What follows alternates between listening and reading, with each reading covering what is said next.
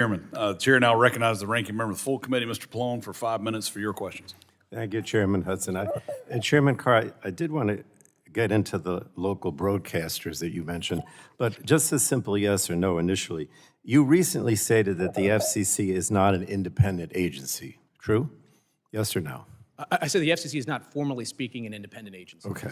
But to me, that is very much contradictory to what you said in 2022 when you testified before this very subcommittee, and you made it clear that Congress made the decision that the FCC is truly independent, not the president, and certainly not you, that it is an independent agency. So I think you're kind of hedging a little bit when you say that you think it is an independent agency, because I think you repeatedly said that it's not, but whatever. Let me get to Commissioner Gomez. Can you discuss the importance of the FCC's independence from political interference, if you will? Thank you for your question. Congress set up the FCC as an independent agency because it feared that the agency should not be subject to the whims of one person or one political party. That is why we have an independent, multi-member expert body that regulates our communications medium. So when we declare that we are not independent, what we are doing is, A, we're not recognizing what Congress wanted when it created this independent agency, but we are also putting way too much power into one person and then doing their political whims.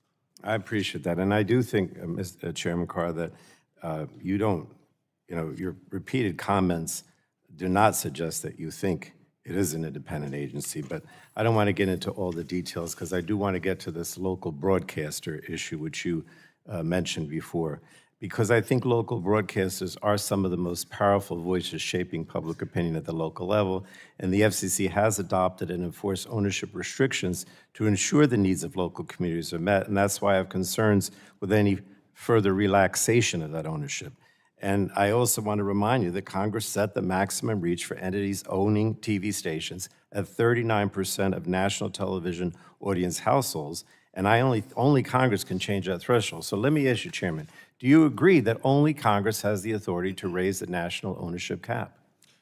The position of the FCC consistently over the prior 4 chairs, Republican and Democrats alike, has always been that the 39% cap is a rule that the FCC has on our Code of Regulations. And as a general matter, I really agree with you on the need to reinvigorate. Right, but you're saying then that you don't think, you think you can raise it on your own. The commission can.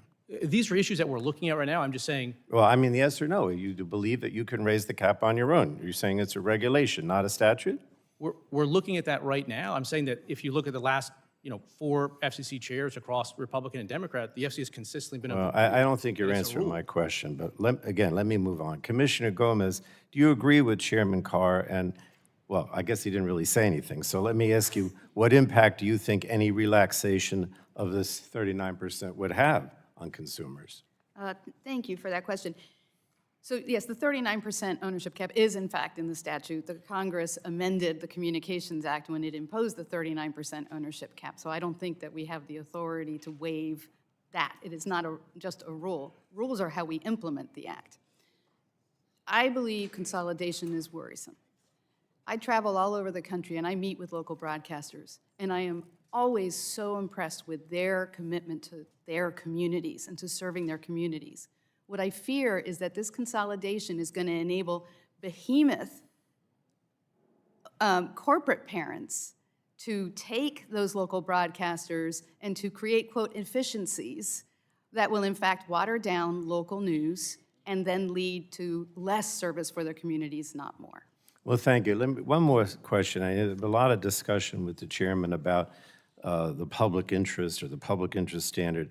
But I really believe that under Chairman Carr's leadership, the FCC has really not served the public interest, but rather the personal or political interests of President Trump. So let me ask you, Commissioner Gomez, has the FCC, under Chair Carr's leadership, been guided by the public interest standard, as you would expect, especially when it echoes President Trump's threats to take away broadcast licenses for merely criticizing him? How is that in the public interest?